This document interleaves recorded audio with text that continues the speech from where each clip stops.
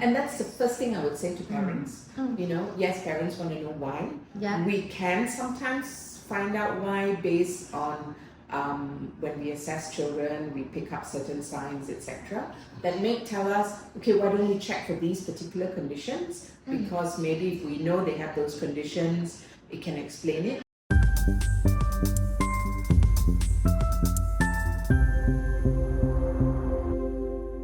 This podcast shares personal stories and professional insights, but it's not a substitute for medical advice or therapy. If you're looking for support, do speak to someone qualified and trained in child development or special needs care. You'll find the full disclaimer on the screen and in the show note. Welcome back to another episode of Adapting Together. This is a podcast that we want to normalize conversation around autism and also to provide awareness and information for parents and caregivers so that we can feel better and more confident taking care of children who are on the spectrum. And we want to thank you for all the warm responses you have given us, showered us with when we roll out the pilot episode about a couple of weeks ago. And this week, in this episode, we have even better information and more insights for you because the guest that we have with us today is someone who is very, very, very knowledgeable, credible, and very important in the journey of a child who is on the ASD spectrum. And before we bring our guest out, I want to briefly introduce who is this. And I think you can already guess it because from the title there, right? So she's Dr. Rajini Sarvananthan, Consultant Developmental Paediatrician at ParkCity Medical Center, Baby and Beyond Child Specialist Clinic. So let's put our hands together to welcome Dr. Rajini. Thank you. Hi, Doctor. Hi. Nice to see you all today. Doctor, can you introduce or share a little bit about yourself and your background with us? Okay, I'm a Consultant Developmental Paediatrician, which means I trained in pediatrics. I was a pediatrician first, and then I went to subspecialize into the area of developmental pediatrics. I am also a mother of 3 children who are grown up and young adults now. And I have been working in the field of pediatrics since 1996. Wow. So I'm not going to reveal my age. I was still in primary school that time. And now I'm already 41. So you must have, added a lot of values to a lot of children's life and also enhance their parents' quality of life. I have to say that my journey of learning, I have learned a lot from parents and families. And so for that, I must thank them. And because I think, as we all are in whatever field of work we do, experience and knowledge doesn't only come from books or medical journals, but also in our journey of learning through patients, and we as doctors are very, very lucky to have that. Before we continue, I'm so sorry, Doctor, I forget to thank you for agreeing to do this. We know you are very busy. In fact, it's kind of not so easy to get an appointment with you. Personally, I have called myself. The waiting time is about 3.5 years when I called 2 years ago. So really grateful to finally be able to see you. Thank you. The pleasure is mine, actually. Yeah. So, Doctor, maybe we can start with like a very common question that people will ask, and it's the very important question for our podcast. What is Autism Spectrum Disorder or ASD? Okay. Yeah. So, Autism Spectrum Disorder is a huge umbrella term. For those of you who are younger and before 2013, the definition of autism was different. Yeah. So how do we define autism? Because it's a neurodevelopmental condition, which means there is if you want to term it as a brain developmental disorder, and that's what it is when we say a neurodevelopmental disorder. So before 2013, the way we classified autism was different. We had autism, childhood autism, then we had pervasive developmental disorders, Asperger's, and then what happened was some clever doctors or professionals who are probably more experienced decided that there was so much overlap between the diagnoses and what sometimes in the early years we may not diagnose them with autism, they may fall under PDD, but as they get older we start to see the diagnosis evolve because the brain is changing, and then we see that these children eventually fall into the category of autism or not. Hence why the bigger umbrella term was used. So when we talk about autism, there are two main symptoms we look at. Their social communication and their behaviors. So the difficulties in how they communicate, and remembering that communication is not just speech, but like what I'm doing now, I'm using my hands to talk to you, I'm looking at you, I'm trying to convey a message through the tone of my voice, the words I use. So it's about how children communicate and the difficulties that they have with socializing and communication together. And when we talk about behaviors, we're talking about maybe they have very restricted behaviors, that interest in particular topics, particular toys. They have some repetitive behaviors, which don't only mean they flap their hands, but it could be other repetitive behaviors that reflect their interests, as well as sensory issues. So that's where the behavioral issues come in as well. So it's mainly about differences in the way they communicate, and also the kind of behaviors that are deemed as troublesome or naughty or deviating from what we term as normal for that particular age group or where they live to some extent. And I also believe that a lot of parents would like to know, what are the possibilities, that cause to contribute to this. So if we look at what causes autism, we can, how we look at it as medical professionals is, okay, you have those children with autism who are on the autism spectrum who have a syndrome, so they may have some other medical diagnosis. So if I give you an example, they may have a chromosomal disorder. So a child with Down syndrome can also be diagnosed with autism. Okay. We also see some groups of children who have other syndromes. So quite often we pick up syndromes from maybe differences in how they look and things like that. They may also have autism. Then you have the non-syndromic children, which probably account for a bigger proportion of what you may be dealing with or seeing in your day-to-day. And in that group, we see that the causes are still genetic. So, it's inherited to some extent, but environment also plays a big role in this. Okay, and when we talk about environment, what do we mean by environment? It starts from when the baby is made in the mother's womb. So of course there are genetic things that are passed down, but mothers who have infections, maternal nutrition, all this can also play a part in the etiology of nutrition. Increasingly exposure to certain pollutants and chemicals has been shown. If you look at increasingly people are looking at maternal stress. Maternal illness like diabetes, which is on the rise, increases the risk of autism, blood pressure problems in pregnancy. So there's a lot of issues. Then there are also issues with birth that can contribute to it. So if you have complications during birth or just after birth as well. So I'm saying a lot, right? So I'm not giving you one answer. And that's the thing. Even when we talk about genes, parents say, can we test for it? It's not as easy as that, because we know there are thousands of genes.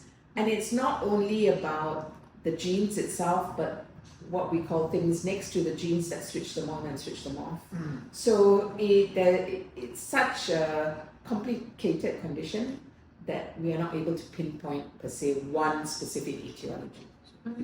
It's a combination of multiple Yes. factors. Yes. And even you are explaining just in front of me, I'm trying very hard to understand what you're trying to say. Yeah. So I think in a more layman way, we can just say generally this is something. It's very hard for us to pinpoint what actually causes it. Yes. Causes it. Yeah.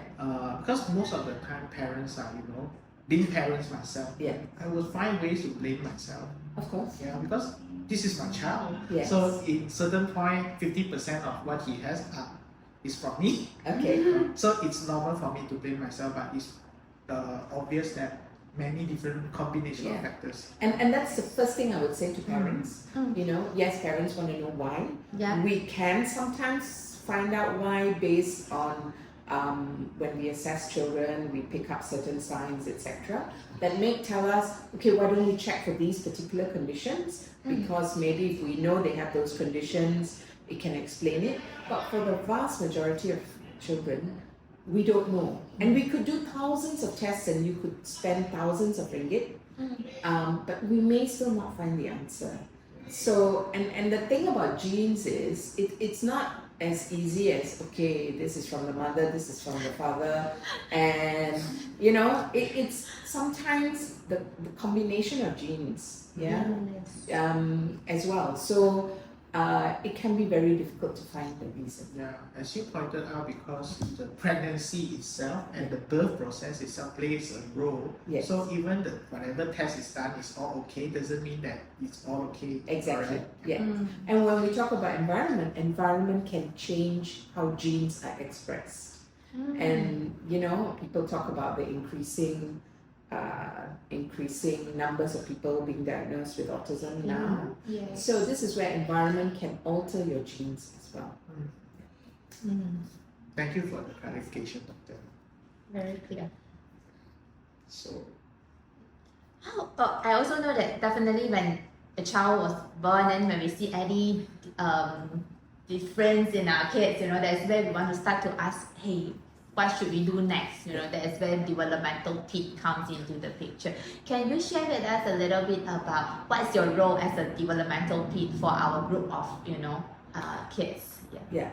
So if we're talking about children who come in to be assessed, so we don't just see children who are assessed, they don't come in, and autism may not be the first thing they think about. Yeah. And sometimes it also depends on the age of children. Yes. So if I give you an example, I may see a child, because I do still see children for general pediatric problems, very rarely, but sometimes they come in for at 6 months and they've got a cough and a cold. But as pediatricians, we're taught about assessing children's development, and sometimes in the process of us examining children, we may pick up little things like, hey, why is that baby not reacting to me? I'm a stranger to them, especially if they're 9, 10 months old. Or why is this baby not able to sort of differentiate between, they're like overly friendly, or they're not giving me eye contact, or I don't see them reacting to their parents. So we will hone in on those sort of things as well when we're examining children for physical illness. So that's our role really, to try and, as developmental pediatricians, we have that extra training. And because we also are trained with children who have developed neurodevelopmental disorders, we're also looking at any possible underlying syndrome or things that we need to check for that may help the child develop faster. What can we do? There are sometimes rare metabolic things that we pick up that child can be treated with, but they may present with a developmental disorder. I see. So this is our role as developmental pediatricians, above and beyond what general pediatricians do. So if we talk about children who have been diagnosed with autism, yes, not every child needs to be followed up, but we do follow them up to anticipate problems that may arise, and to intervene before things reach a tipping point that stops the child from developing further.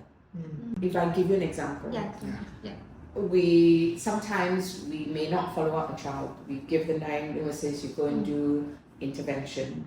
And sometimes if they happen to come to us, say after 6 months or a year, we can talk about and see, okay, from when we saw them the last time, what has improved. If things haven't improved, let's see whether we're addressing the right difficulties or challenges. The focus may be for the parents, the communication, but maybe we might pick up like, okay, maybe this child needs more than just seeing a speech therapist because his attention is a problem, his sensory issues are not settled. So we're here to sort of say to parents, hey, maybe you want to add this in.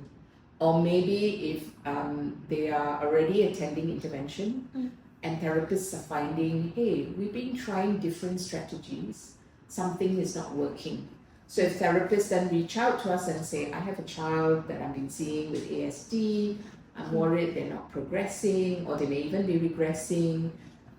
So we're here to help them then tease out what could be the issues, what other interventions we may be able to offer. Sometimes even the use of medications which may assist while other behavior strategies are going on. Yes, yeah, truly agree. Yeah. Doctor, what is the earliest age, that the diagnosis can happen that you for child on the spectrum? Okay, if you look at how you diagnose autism spectrum disorder, there are diagnostic tools that can pick up children as early as 18 months. Okay, and that would be using the gold standard ADOS assessment. Okay, we can pick up children as early as even as early as say 9 months that they may be at risk of autism if we see that they are not meeting certain social communication milestones. Yes. Okay, we may not diagnose them with it, but at least if we see that they are at risk, we can already intervene when they're that age. But if you're talking about a firm diagnosis can be made as early as 18 months. Okay. Yeah. We may not necessarily do it on the first visit that the child comes up to us, because sometimes it can be scary Yes, to correct. have that diagnosis thrown at you. But clinicians like myself will already pick up a lot of the red flags, and we will say to parents, and we will use the commonest questionnaire is the MCHAT.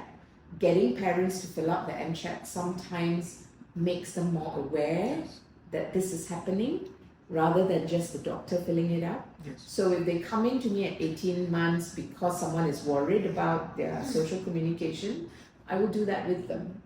And then point out to them that, hey, maybe your child is already having so many red flags, we need to do something about it. And you come back again after that and let's see if those red flags are there before we proceed to doing more diagnostic. I think that's very important and very well thought of, because it's different for someone to tell us a heavy news than for us to come to terms and feel that we are actually fall under this. It's easier for acceptance as well. Yes. We noticed that definitely now most of the developmental peds in Malaysia is actually have very long waiting lists. So I think recently, last 2 days, the parents call and say that with the doctor in Desa Park about 5 years. I'm like, okay. Now it's 5 years. Yeah. So and definitely we also.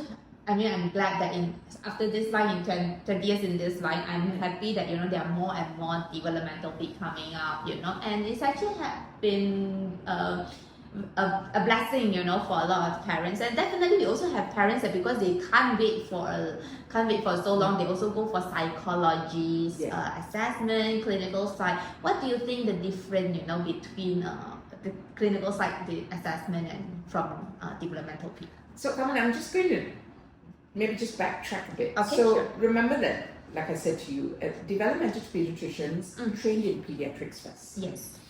Generally, in pediatric training, we are taught a lot of rigorous developmental assessments, okay?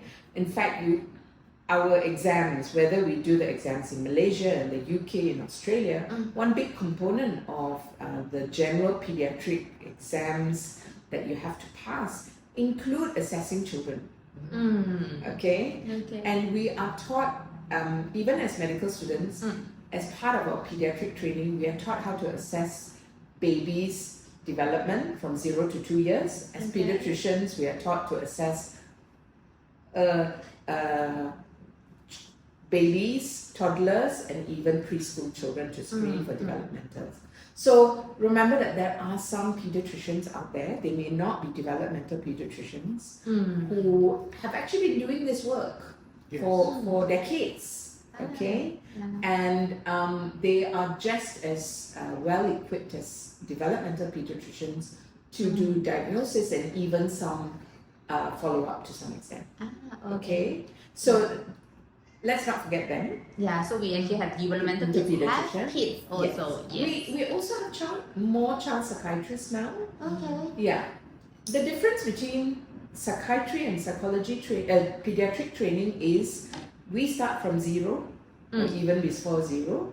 They maybe don't have as much training with the toddlers, but definitely the preschoolers, many of them are exposed to in their training as well.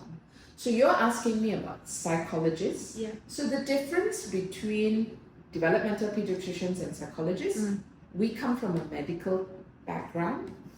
Psychologists come from a psychology background. Depending on where they did their psychology training, and what type of basic psychology training they had before they went on to do clinical psychology, for example, they may or may not have had exposure to assessing children developmentally from a very young age.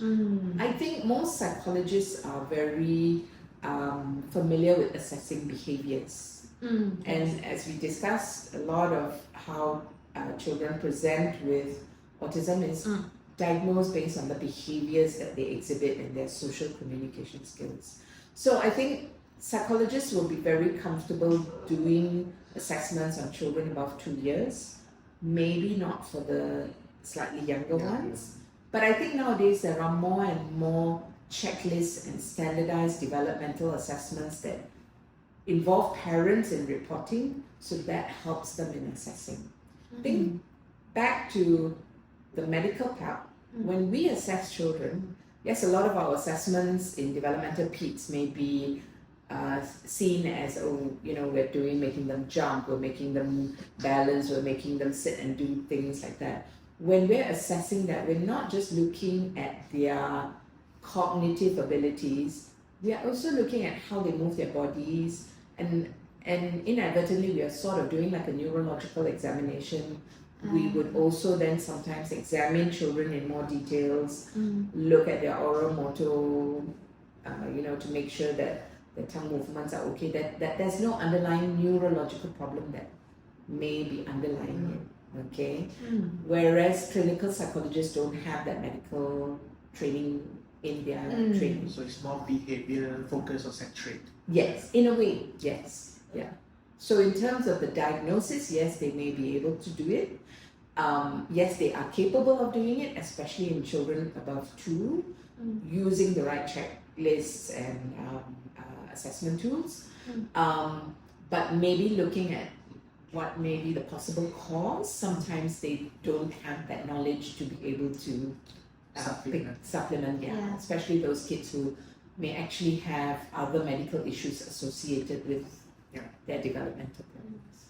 So what will the parents actually can expect, during the first session with you? So I'm going to talk just about me. Yeah. So I think this is pretty much standard in with most developmental pediatricians. Our appointments are not short appointments. Very lengthy. Yes. Okay.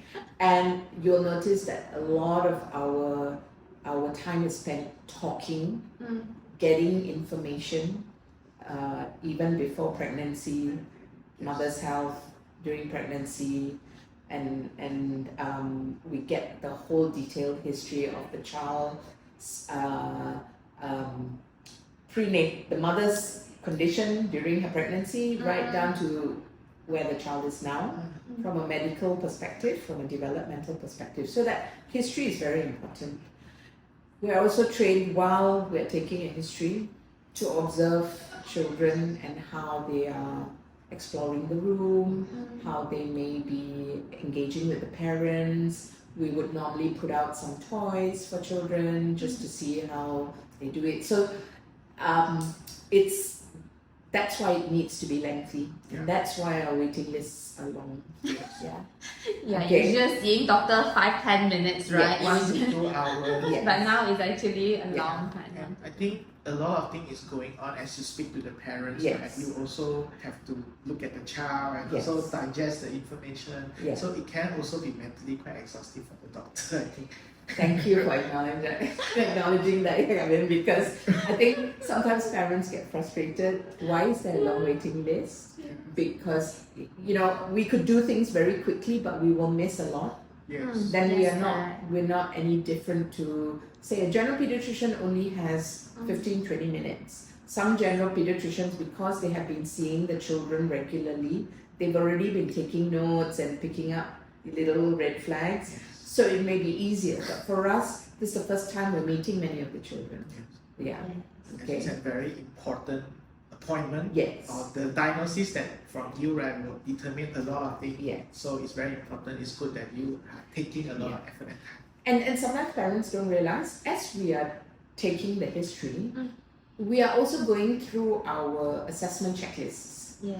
Okay. Now, some of us may not have many bits of paper around, but because we've been doing it a long time, we would be putting it into the system and we would be mentally doing the checklist. So for me, when I'm seeing the child, I'm already going through the DSM-5 criteria that we talked about, Yes. the social communication, the behaviors.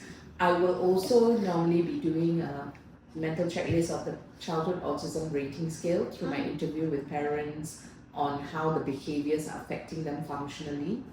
And then we will go on to assessing children by playing with them. And we also mostly do a short developmental assessment, looking at the motor skills, the gross motor skills, the fine motor skills, their communication skills, their understanding of language, and ask about their self-care skills. And we will be observing things like their attention and how they play, which is a very big component of our assessment, playing. Yes. Because play tells us a lot about communication, tells us about the child's cognitive skills, also tells us about the child's attention. Okay. Yeah. So maybe for the part one, we end with this one question. So while waiting, so many parents waiting for appointment, what will be your advice while waiting? Some like at least half a year, some of them, the fastest also half a year. So what will what will be your advice for the parents? I think now we have many reputable centers. And there are also clinical psychologists who are able to make that initial diagnosis. Okay, and if you have a regular pediatrician, your regular pediatrician would have been picked up if your child may have a syndrome or some other neurological problem that needs addressing as well, or treatment or whatever.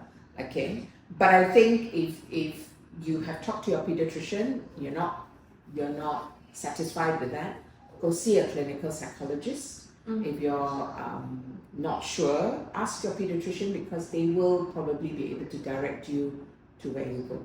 I'll give you an example. I work with clinical psychologists in both places that I work with. So we do offer parents, if you want, you can see our clinical psychologist first. They'll be able to screen you, talk you through what you should do first, and then if you want to go on with a diagnostic assessment with them, you can, while waiting to see the pediatrician. And in places, for myself, we discuss these cases every month. And with the clinical psychologist, if they're worried that there may be an underlying medical problem, they will contact me and say, hey, I think you should see this kid because there are a lot of medical issues underlying it, like they may have been premature, or they may have some motor issues, or they may have epilepsy or something like that. I was just wondering because I feel like as a parent myself, sometimes we can be a bit reluctant to be told about certain diagnoses, especially one as influential as this one, right? What would you say or advise from you? So my advice to parents is, if you are worried about, or whether you're not ready to hear a formal diagnosis, get intervention first. But be careful where you go to get that intervention, and also try to monitor yourself whether that intervention is working. What I mean by that is, if you're comfortable with your regular pediatrician or GP, talk to them about it. And if they say yes, there's something there, okay, then you say, okay, I will go start my own interventionist, work with them and see if that works. But don't expect immediate results. I always say any intervention, minimum 3 months, and then you need to see whether there have been any improvements. And more importantly for parents, are you getting advice on what you can do at home with your child? Because intervention works only if it is useful to the family as a whole. No point you take your child to see a therapist for even 5 days a week, but you don't carry over some of what they've been doing at home. Yeah. So that's my advice to parents. Get intervention while you're waiting, while you're thinking whether you can accept to hear what is going to be said. But still, it helps to schedule an appointment with doctor, right? Yes. Yeah. Okay. So I think that's basically all for the first part 1. So do tune in again when we release the part 2. There'll be a part 2, because we have a lot to ask doctors since it's not easy to get an appointment with her. Okay, bye-bye. Bye.